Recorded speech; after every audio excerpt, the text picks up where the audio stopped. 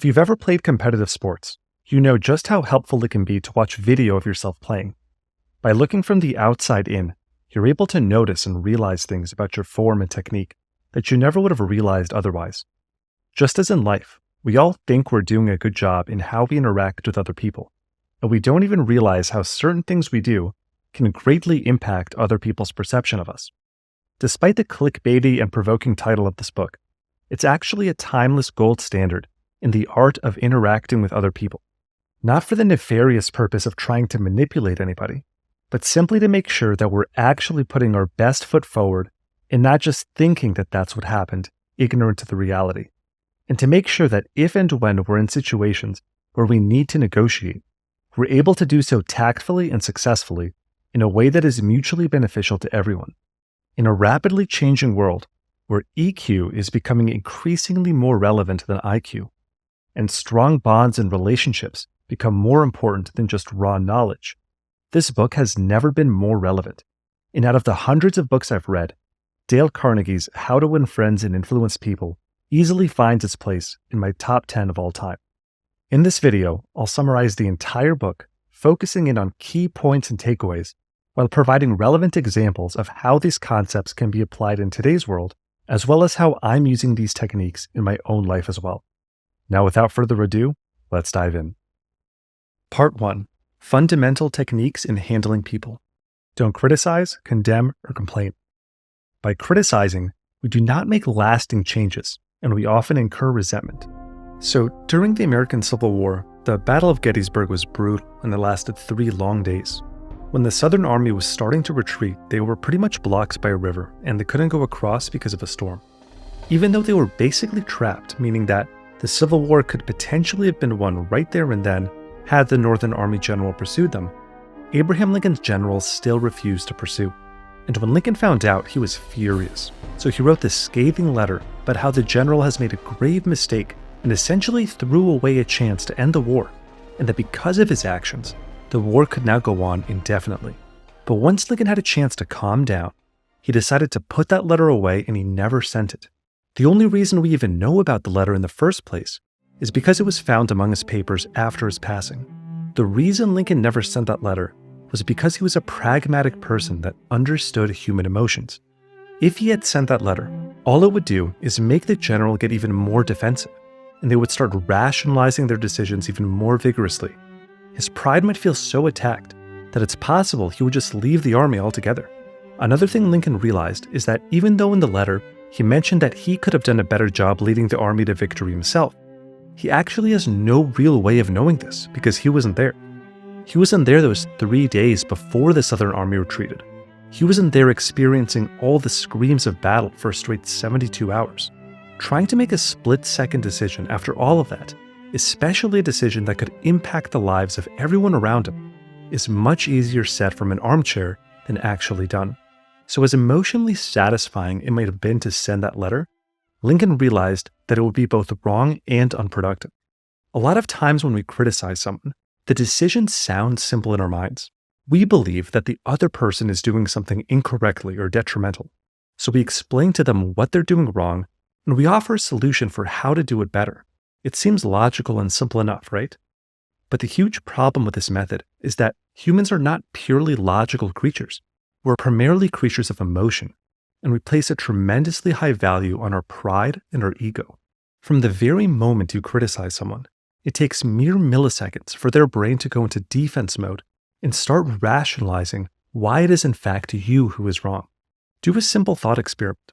Out of the last 100 times you try to explain to someone why they're wrong, how many of those situations actually resulted in the other person saying, "You know what? You're right. I have changed my mind about this"? Probably not very many. In the best case scenario, you agree to disagree. In the worst case scenario, like when you criticize how the other person is personally behaving, the result can lead to long-lasting resentment, sometimes lasting an entire lifetime. In either scenario, the behavior or belief you're criticizing is unlikely to change. Let's realize that criticisms are like homing pigeons. They always return home. Let's realize that the person we are going to correct and condemn will probably justify himself or herself and condemn us in return. Give honest and sincere appreciation. There is only one way under high heaven to get anybody to do anything. Yes, just one way. And that is by making the other person want to do it. Remember, there is no other way. There are very few core drivers behind human behavior. One of those few motivations is the desire to be great or the desire to feel important. This primal desire lives behind many of the great feats that constructed our civilization into what it is today. From grocery clerks becoming national leaders, as in the case of Abraham Lincoln, to authors writing timeless novels, from scientists creating future-altering inventions, to actors and athletes competing for attention on the stage. But you don't need to be a world-class athlete or the president of a country to have this inner craving. It's a desire that lives within all of us to some degree. This craving for importance is one of the key tenets that separates humans from animals, and a common way we get our feelings of importance is when others show us their appreciation. The way to develop the best that is in a person is by appreciation and encouragement. There is nothing else that so kills the ambition of a person as criticisms from superiors. Charles Schwab. One of the bad habits that many of us fall into is being quick to criticize when someone does something that we don't like, but saying nothing when they do something that we do like. So one of the best things you can do is to be proactive in showing genuine appreciation when someone goes out of their way to do something for you, or when you see someone trying their best, regardless of whether they succeed or fail. An important caveat here is that you must be genuine. People can smell fake flattery from a mile away. We nourish the bodies of our children and friends and employees, but how seldom do we nourish their self-esteem? Appeal to the other person's interest. Assuming you're not a psychopath, you probably like pizza. But when you go fishing, it would be a terrible idea to use pizza as bait. Pizza is something you like. It isn't something that fish like. If you want to convince somebody to do something, you have to think about it from their perspective and figure out how it can appeal to their interests and desires. When you apply for a job and you write a cover letter, do you write about how badly you need this job so that you can afford NFL season tickets? Of course not. You write about how you can use your skills and experience to be a valuable addition to the employer's team. This concept should not be limited to just fishing and job applications. It should be extended to other areas of your daily life. If there is any one secret of success, it lies in the ability to get the other person's point of view and see things from that person's angle as well as from your own. The author illustrates an example of a parent who had trouble getting their 3-year-old daughter to eat her breakfast. So they tried a new approach by applying this principle. They knew that the girl did enjoy imitating her mother so that she could feel big and grown up. So one morning, they lifted her up onto a chair so that she could make the breakfast herself. Then the father would come in at just the right moment, and the daughter would show off by saying, "Look, Daddy, I'm making cereal."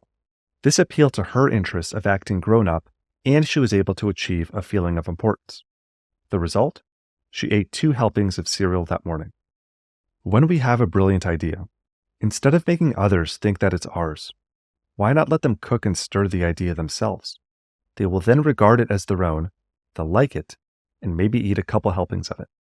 Another relevant example is if your landlord tries to increase your rent. Yelling at them that they're ungrateful and awful landlords will immediately just put them on the defensive. Telling them that you're already on hard times might work, but it might not appeal much to their desires. An alternative strategy, where you appeal to their interests, could perhaps be more effective. You could calmly and respectfully negotiate with them by saying something along the following lines. "My time living in this unit has been wonderful, and I greatly appreciate all you've done for me as an attentive landlord. While I greatly enjoy living here, unfortunately I can't afford this rent increase.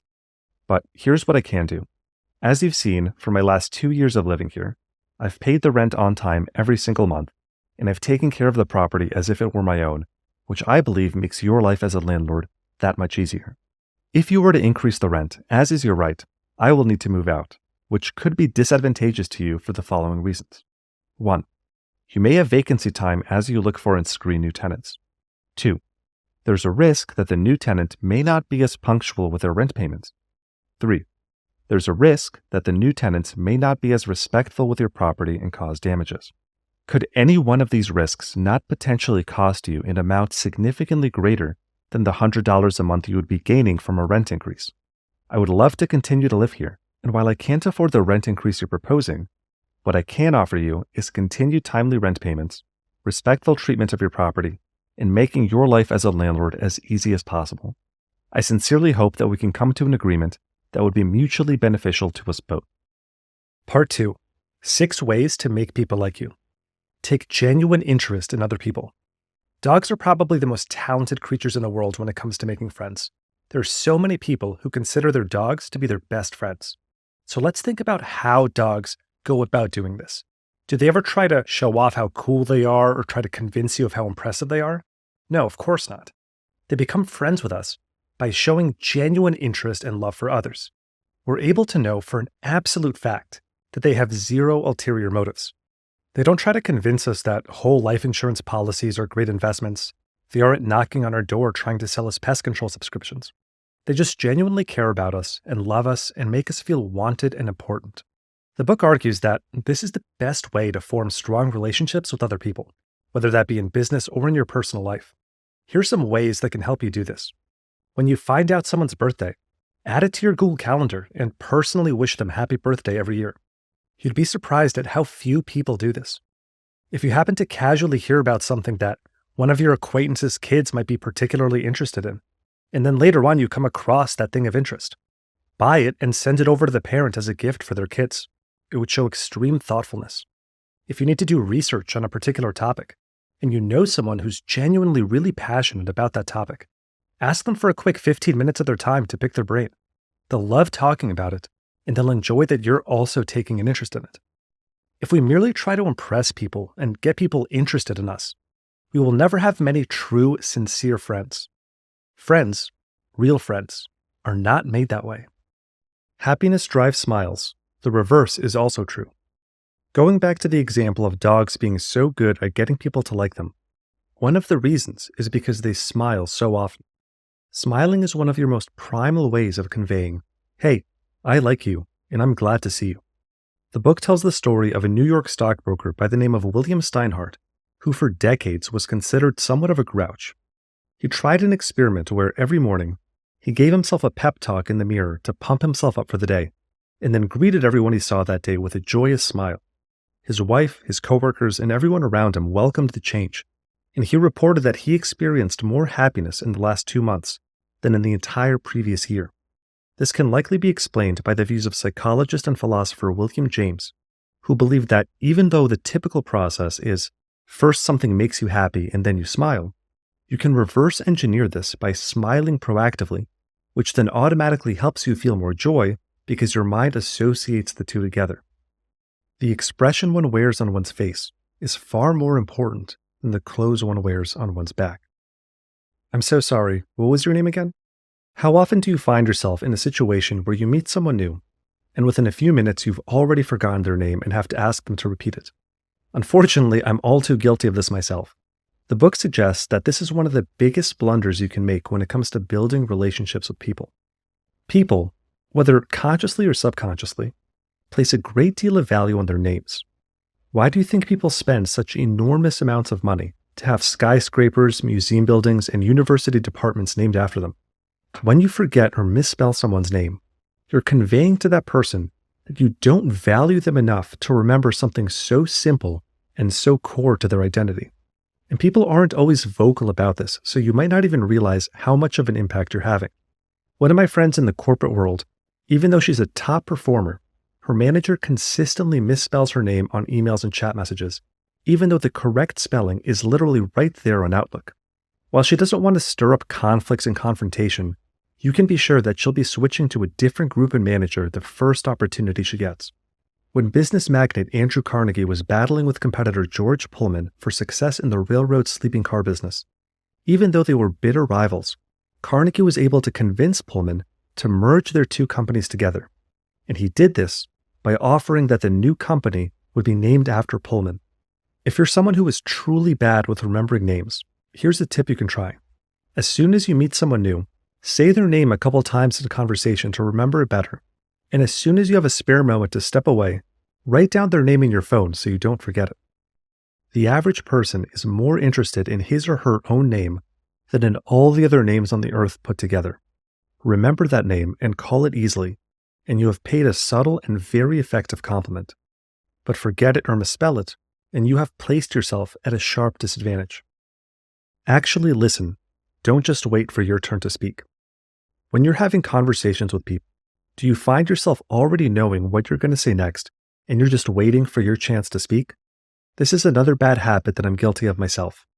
The book suggests you make a conscious effort to avoid this habit, as being a good listener can be beneficial in many different situations. Conflict resolution.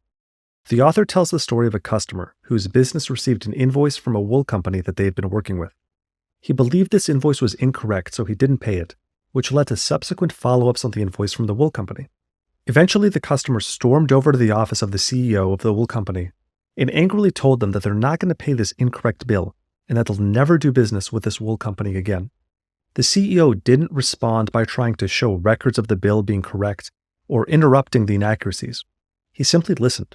And when the customer was finished, the CEO led with empathy by acknowledging that he completely understands how the customer is feeling, that he would feel the same way if he was in a situation, and by thanking the customer for taking the time out of his day for letting him know about his frustrations. Because if that customer is frustrated, surely others are as well, and learning of this information is extremely useful for the wool company. He then immediately wiped the charge to the customer off the books. The customer was so surprised at how the company had handled this complaint that he continued to do business with them for another 20 years. When the customer eventually realized on his own that the bill was indeed correct, he was embarrassed and proactively sent the check to the wool company for the difference. Brainstorming dilemmas. When your friend or partner comes to you complaining of an issue going on in their lives, is your first reaction to jump into problem-solving mode and offer potential solutions? Another bad habit that I think we're all guilty of if we're not careful. Sometimes people just want to vent to someone who will listen, and talking about something out loud can help them think through the issue better and come to their own conclusion. Be a good conversationalist. When engaging in friendly conversation, don't only talk about the stuff that you like. Find out what the other person is passionate about and try to get them to talk about that. Become fluent in the language of others. Piggybacking off the previous topic, to be a good conversationalist means discussing topics that the other person is interested in or passionate about.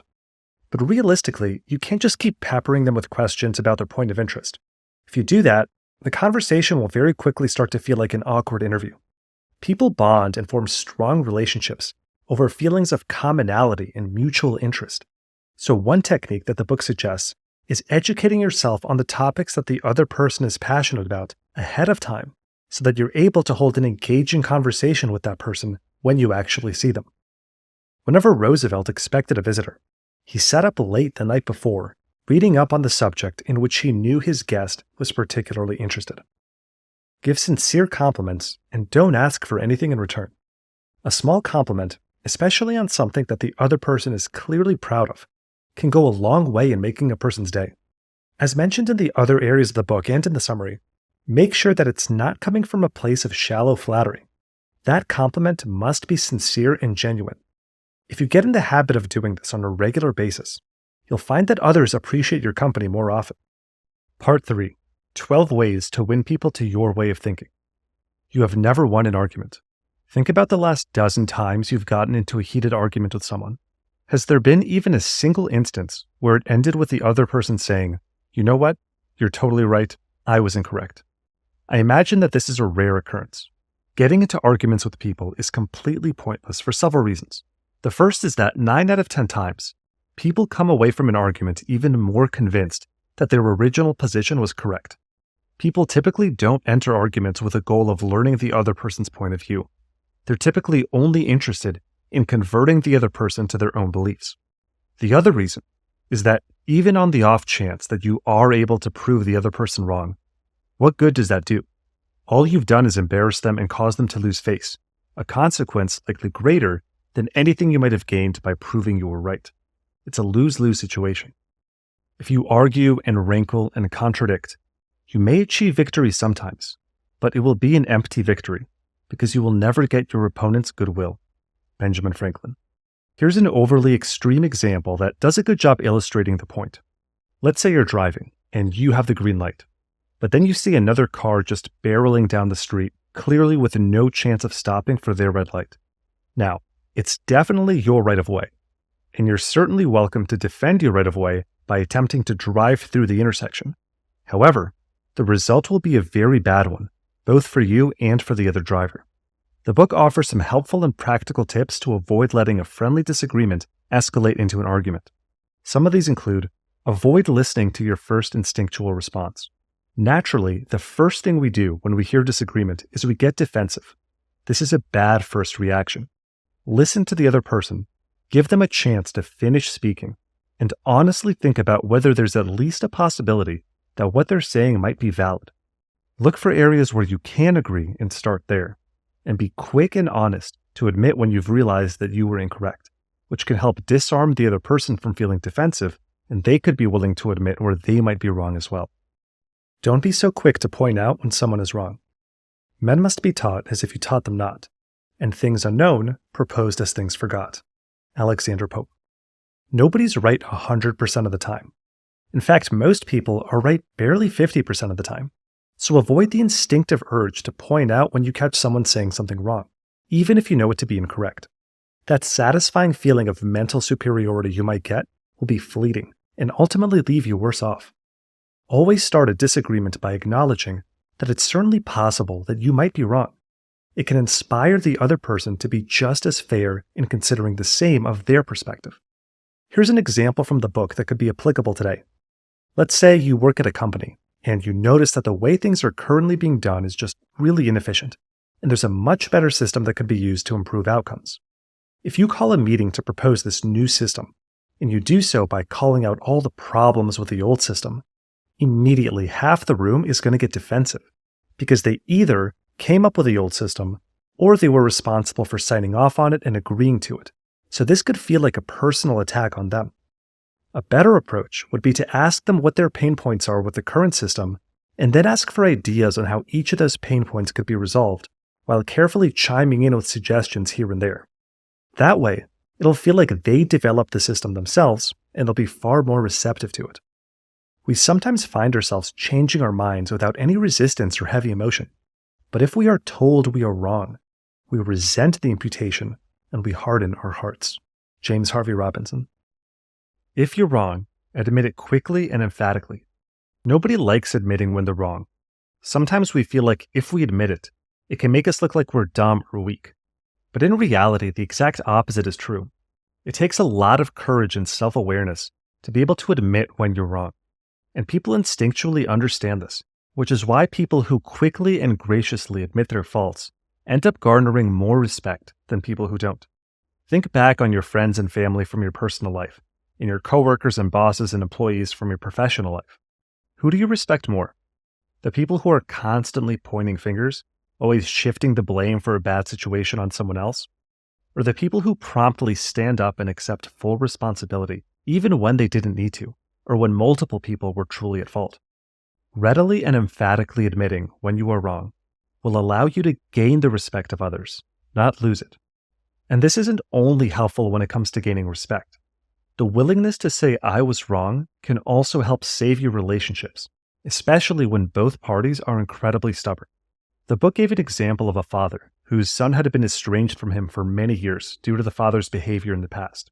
The father grew up in a culture that emphasized having respect for your elders, and for a long time he believed that his son should be the one to make the first move in mending the relationship. Eventually, he finally acknowledged how wrong he was, and he visited his son and he emphatically apologized for his past behavior. As a result, he was able to not only reunite with his son, but also form a relationship with his daughter-in-law and grandchildren, an outcome that would have been impossible if he had remained stubborn. There's a certain degree of satisfaction in having the courage to admit one's errors. It not only clears the air of guilt and defensiveness, but often helps solve the problem created by the error. Honey catches more flies than vinegar. This wisdom is pretty well known throughout the world, but isn't so readily adopted. When a disagreement starts to ensue, your first approach should be trying to resolve things with kindness and friendliness, rather than immediately taking a combative stance. The book tells the story of the White Motor Company, where 2,500 workers went on strike. So what did the president of the company do? He invited the workers out to play ball and rented out a bowling alley for them. After that, he entered negotiations from a position of friendliness, and the entire situation was resolved with compromise within a week. If you come at me with your fist doubled, I think I can promise you that mine will double as fast as yours. Woodrow Wilson. Start with common agreement. When you're trying to persuade someone to your point of view, it's a good idea to start with areas where you do agree first, instead of immediately jumping to where you don't agree. There's a few important psychological reasons for this. The first reason is that by starting with what you do agree on, it reminds both people that you're both striving for the same positive end. There's only disagreement on the method, not the purpose. The second reason is that if you get them in the momentum of saying yes, it will be easier to continue that momentum later in the conversation. Whereas if they're already saying no a lot right from the beginning, it's going to be more difficult to get them to say yes later on. When a person says no and really means it, he or she is doing far more than saying a word of 2 letters. The entire organism, glandular, nervous, muscular, gathers itself together into a condition of rejection. Stop interrupting. This one is simple, but for some people it can be really difficult. I actually have a lot of empathy for people who struggle with interrupting because it took me a very long time to break this bad habit. I grew up in a household where interrupting was so common that even when I was consciously working on not interrupting people, I was still doing it without even realizing it. So I asked my partner to point out every time I interrupt. And at least 30% of the time when I was called out, I would be shocked when I was told that I was interrupting, because my brain literally didn't even process that I was doing it. The main point is this. Even if you know where the other person is going with whatever they're talking about, even if you really want to finish their sentence, don't. Just shut up and let them finish. You may be tempted to interrupt, but don't. It is dangerous. They won't pay attention to you while they still have a lot of ideas of their own crying for expression. Cultivate an ability for extreme empathy. If you're 30 years old, that means that you've been alive for around 11,000 days, or 262,000 hours, or 16 million minutes. It's easy to forget that all of our thoughts, all of our beliefs, and our core values have been uniquely cultivated over the course of that time based on the unique situations and experiences of our individual lives. When you think about it that way, it's only natural that people are going to disagree and come to different conclusions on different topics. So the next time you disagree with someone, get in the habit of doing the following mental thought experiment. Close your eyes and think about how you personally would act if you had experienced the same life as the other person and then were put into their situation. Be as honest with yourself as possible when trying to see things from their point of view. Honing your ability for extreme empathy can become one of your greatest superpowers when it comes to improving your personal relationships. If you say to yourself, how would I feel? How would I react if I were in his shoes? You will save yourself time and irritation. For by becoming interested in the cause, we are less likely to dislike the effect. And in addition, you will sharply increase your skill in human relationships. Respond to anger with empathy, not more anger. This again piggybacks off the previous topic. Empathy can be used as a first line of defense against someone's angry outburst. The author tells a story about how one time he gave a broadcast about a famous author and mistakenly mentioned that she grew up in Concord, New Hampshire, rather than Concord, Massachusetts. Now, to you and me, this probably sounds like not a big deal at all. But what happened was, he received a scathing and unhinged letter from a woman in Concord, Massachusetts, just berating Dale for making such an insulting error. Now, Dale found it really tempting to respond with a witty comeback, like how his mistake in geography was nothing compared to her mistake in common courtesy, or how he can only thank God that he is not married to this woman. But just like Abraham Lincoln from a few sections ago, he calmed down, he picked up the phone, and he gave her a call, not only to apologize for his mistake, but also to thank her for taking the time to write a letter correcting him about his mistake and to let her know that he has published a correction publicly just a few days back.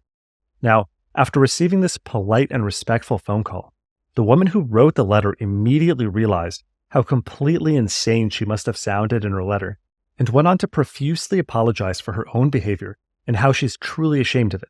She went on to explain the context of how her family has been living in Concord, Massachusetts for hundreds of years, so it was just a really big point of pride for her that her town gets some recognition. And thus, the entire situation was diffused, settled by apologies, and resulted in both people having a newfound respect for one another, where everyone ended up on good terms. Can you imagine the progress society could make if we only treated each other like this instead of how we see on the news and on the internet? Give people the benefit of the doubt. Not everybody is honest, and you may have had experiences where you put your trust in people and they've burned you. But you shouldn't let that corrupt your entire worldview, and you shouldn't let it prevent you from assuming the best in people until they've actually given you a reason to assume otherwise. The book tells the story of a car company that was attempting to collect on long overdue bills from customers. After many months of attempting to collect using traditional aggressive methods, they sent someone over to try a different approach. This new employee visited each of the customers, and the first thing he did was personally apologize for the aggressive behavior of the company's past collection efforts. He asked the customers if there was anything the company could do to better help them, and then he told each customer that given the whole situation with the aggressive collections, they'll let the customer decide on what they feel is a fair amount to repay. Now, one of the customers chose to only pay a very small amount, and one customer chose not to pay anything at all, outcomes that I think many people would expect. But the other 5 customers all paid their balance in full, an outcome that was far better than the alternative that the company was heading toward. When you treat people as if they are honest and fair individuals, they tend to want to act that way as well. Dramatize your ideas. If you look at the television and movie industry over the last 3 decades, one trend is perfectly clear. As time goes on, producers and directors put more and more effort into increasing dramatic effect to capture your attention, whether that's in the form of constantly changing camera angles or expensive special effects. The movie Avatar: The Way of Water cost $250 million to produce, an insanely large investment to make sure that they can capture your attention. And their bet paid off. Worldwide, the movie grossed over $2.3 billion. The point here is this: if the movie industry does it, why don't you also do it in your own life? If you're giving a presentation at work, then use clear and helpful visuals. If you're creating an advertisement for your business, really make it pop to capture the viewer's attention. What worked really well for me in my consulting days was typically the other consultants on my team would use Microsoft Excel to make these low-fidelity designs to show the client how their system could work in the future. I spent a little extra time to make extremely realistic-looking designs, where the clients couldn't even tell if I was showing them the real system or just a mock-up. This helped me in earning rave reviews from clients, and this general philosophy helped propel me to fast-track promotions. Inspire through challenge and competition. People love a good challenge. That's why they compete in sports and academic competitions and pie-eating contests. Competition drives people to give their absolute best because it gives them an opportunity to prove, if to no one but themselves, their abilities and importance. Charles Schwab was able to increase production at one of his mills by asking the day shift manager what that day's output was, which was 6, and he wrote the giant number 6 on the wall in chalk. When the night shift manager saw the number and found out what it was, they increased their output and replaced the 6 with a 7. Personally, I found this type of tactic to only be useful, and quite honestly only ethical, when paired with a fair incentive structure. Too often I've seen corporations try to use these types of gimmicks to squeeze more labor out of their employees, and I think that people are starting to wise up to these tactics, which has led to the widespread phenomenon of quiet quitting in recent years. That being said, I think it's absolutely true that people do love competition. And again, when it's paired with a proper and fair incentive structure, it can be a really great way to inspire people to do their absolute best work. Part 4. Changing people without giving offense. There will always be situations, whether in life, in business, or in the workplace, where you need to express some type of feedback to another person to let them know that what they're doing is either incorrect or upsetting to you in some way. Since nobody likes being given critical feedback, this section goes over some techniques that can be used to give this type of feedback in a way that not only doesn't offend the other person, but also makes them more receptive to the feedback. It increases their willingness to adjust. The sandwich method. This technique is virtually ubiquitous in corporate settings during performance reviews and check-ins. Before you provide feedback on what somebody can improve upon, start with letting them know what they are already doing really well. This makes them more receptive to the feedback that you're about to give them. To leave things on a good note, you can also end with complimenting them on something else that they're already doing quite well. It's important to be as specific as possible when praising them for their accomplishments, otherwise it can just come off as false flattery. The book gives a helpful analogy of this technique, where starting with praise is like a dentist who begins his work with Novocaine. The patient still gets a drilling, but the Novocaine eases the pain. Change but to and. When you give a compliment and you follow it up with the word but and then a criticism, people will completely ignore everything you said before the word but. For example, if you tell your child, "We're really proud of you for raising your grades to a B, but if you worked harder, you could have gotten an A," it won't be very effective. They'll feel bad about the criticism you gave them, and they'll feel like the earlier part with the praise was not sincere. The book argues a better approach would be to say something along the lines of, "We're really proud of you for raising your grades, and by continuing your hard work, we're sure your grade can catch up with the others." Talk about your own mistakes before pointing out others. This technique is especially helpful when you're speaking with someone younger than you or someone who currently finds themselves in a position that you yourself were once in. If you see someone making a particular mistake that you also made when you were in their shoes, start with that. It will make them less defensive about getting critical feedback, and they'll also be more receptive to accepting it and implementing your suggestions, since now it feels more like you've both been facing this challenge together. Here's some examples. If you're talking to your child or your younger sibling about them having a hard time concentrating in college, you might want to start with a story about a semester where you yourself got too caught up in partying or social clubs or too many commitments, and then talk about what worked for you in getting back on track. If you're talking to a junior coworker about how they get too nervous in front of clients, you could start with a horror story about how badly one of your own client encounters went because you got so nervous. That will get them loosened up and feeling more relaxed and be open to suggestions of what helped you become more comfortable in client meetings. Replace orders with questions. Nobody likes taking orders. Rather than telling someone, "Do this" or "Don't do that," try saying, "Have you considered this?" Or, "Do you think that would work?" Or, "What do you think about this?" Here's why the wording matters. Taking orders hurts a person's pride and their feeling of importance, whereas suggestions and leading questions allow the person to feel like they arrived at the conclusion themselves. It reframes the entire situation to one of cooperation rather than one of control and rebellion. Resentment caused by a brash order may last a long time, even if the order was given to correct an obviously bad situation. Let the other person save face.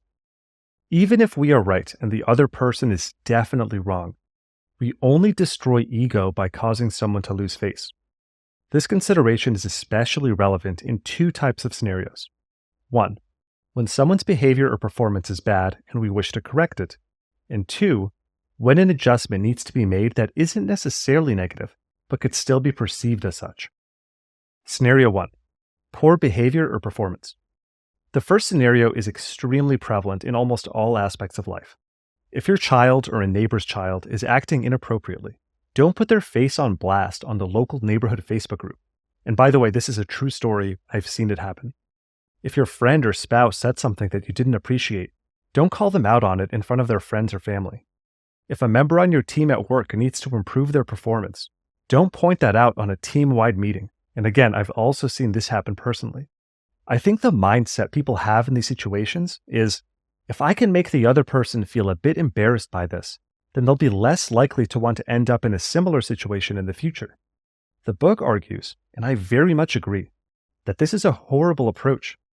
All you're doing in this situation is breeding long-term resentment in the other person, and that's not going to end well for anybody. A far better approach is to wait for a good opportunity to take them aside and speak to them privately about their behavior or performance, using some of the techniques that we discussed above. That way, you allow them to save face and avoid embarrassment, and they'll be far more likely to cooperate with you if you remain on good terms with them. Scenario 2, perception. The second scenario, I think, is a fairly common one in the corporate world. If you have an engineer who is really good at their job, but then they get promoted into a management position, and it becomes clear that they're completely unfit for a management role due to differing skill sets, it can be pretty embarrassing for them to be demoted back to their original title. A far better solution, which the book discusses was implemented in a similar situation at General Electric, is to create a brand new title for that person, where the details of the role will be more in line with their previous engineering responsibilities, but where the name of the title sounds just as prestigious as their current management title. That way, it appears that moving them to this new title is a lateral move and not a demotion. This allows them to avoid taking a hit to their pride and also avoids any potential embarrassment they might feel around their colleagues. I have no right to say or do anything that diminishes a man in his own eyes. What matters is not what I think of him, but what he thinks of himself. Hurting a man in his dignity is a crime. Praise should be frequent, specific, and sincere. When criticism is minimized and praise emphasized, the good things people do will be reinforced, and the poor things will atrophy for lack of attention. Even if we use the techniques discussed so far to offer critical feedback in as gentle and cooperative way as possible, the fact remains that if we criticize more than we compliment, things will not turn out very good. Even if you're running out of fingers and toes counting the number of things you could criticize about somebody, like in a situation where you're raising small children, make sure that you work really hard to find areas you can praise and swoop in immediately to praise them every time they act in a positive way. We go into this concept and why it works in more detail in my summary of Jordan Peterson's book, 12 Rules for Life. So if you're interested in that topic, you can check out that video. Everybody likes to be praised, but when praise is specific, it comes across as sincere, not something the other person might be saying just to make one feel good. As mentioned earlier, make sure you're extremely specific when giving praise to people. Don't just say to your child, "I'm proud of how smart you are." Instead, you should tell them something like, "I noticed how hard you worked on the project last week, and I'm so proud of you for putting in all that effort. You totally deserve the A that you got on it. Let's go out for ice cream this weekend to celebrate." One extremely important caveat to keep in mind here, again mentioned a couple times so far to really drive the point home, is that you really need to be sincere in the things you're saying. People can smell BS from a mile away. These concepts aren't meant to be used as a bag of tricks, and they won't work that way either. Rather, these concepts are an entire way of life and framework for communication to successfully bring out the best in both yourself and in the people around you. Give the person a reputation to live up to. There have been numerous studies showing the psychological phenomenon that people act in the way that they're expected to act. People who have completely changed over the course of their life tend to revert back to their childhood habits and personality if they move back to their hometown. I read a study a few years back where a class of young students was selected, and half the class was told that they had very good handwriting, and the other half of the class was told that their handwriting needs improvement.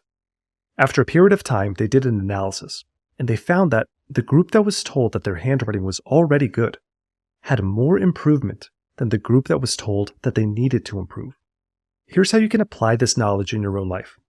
If someone's performance in the workplace is slipping, you could preface by noting that their quality of work has been remarkable for years and has always received great compliments, before bringing up that the quality has been slipping as of late.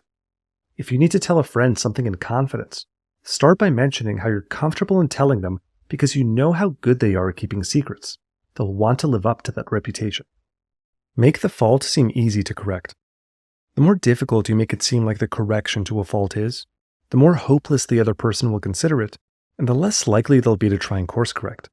If a dance teacher tells a new student that they have no rhythm and they have a lot of catching up to do, the student will likely get discouraged and quit. But if the teacher told them that, while their dancing was a bit old-fashioned, they clearly have a natural sense for rhythm, and that it'll be easy for them to see huge improvement with just a few small adjustments, that student will be much more eager to stick with it, and they'll put in more effort as well. And if you're helping someone with a challenge that truly is monumental, like getting better at math, break the overall goal into lots of small chunks, and then celebrate the accomplishment of each small chunk. Wrap up. I'll wrap up with one of my favorite quotes from the entire book. Many people who go insane find in insanity a feeling of importance that they were unable to achieve in the world of reality. All right, really quick, if you found these concepts helpful and you want them for easy reference, I want to send you the mind map from this video completely for free.